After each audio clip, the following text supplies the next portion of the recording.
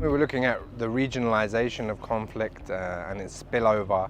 My key takeaway from the conversation that we had was really a need to focus on how to tackle those issues at a policy level, thinking about regional structures, institutions and how they are reformed, connecting that in particular to what we've seen over the last 5 years, which is a reordering of some of the key political transitions in the region, particularly in Ethiopia and Sudan, and how you think about that reordering, how you engage with that at the structural level.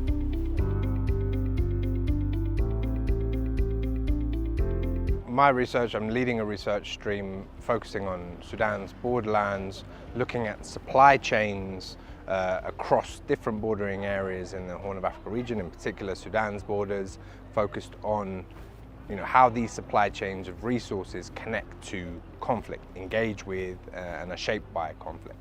Now, the discussion we had today was very much around regionalisation of conflict, and a heavy focus of that and some of the work that's been done in research is around borderlands.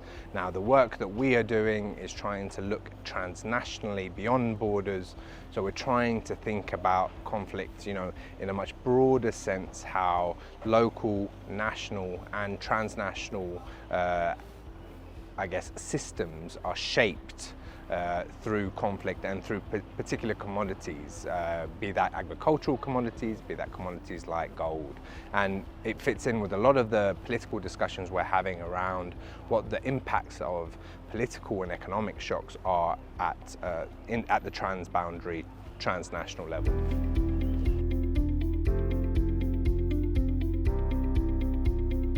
We're trying to think about the nature of response. So often what we've seen in terms of policymakers and policy responses, both at the international, the state level, the subnational level, has been framed around either state-centric responses to conflict in particular areas, or framed around what's happening in a particular border area and how this can be targeted. But I think that really policy responses should be more holistic, and they need to account for a variety of issues that are taking place, dynamics that are taking place beyond borders, beyond the state level, encompassing the local as well, and thinking about that from an economic, security, developmental, livelihoods perspective as well.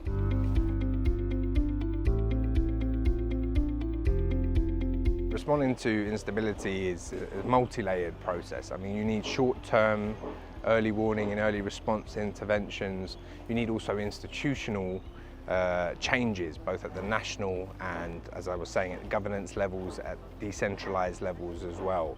So devolution, I think, is something that is very important. Decentralization within the region more broadly, beyond state level descriptions, particularly when you have communities that kind of cross borders, you have interests, societal relations, religion, all that cross borders within this region. So I think thinking about that, framing it in that response, will help to structure better regional responses to conflict over the longer term period, to think about how you restructure the regional institution and organisations to better serve that, and how member states can engage and should engage with that over the longer term for the betterment of societies in the region. My parting shot is that these conversations must happen much more frequently. We need a broader set of partners engaged in thinking about them, bringing the different community, as I said, local governance, state-led and trans-regional interests to bear, so that we can really engage with trans-regional, transnational conflict within the region much more structurally.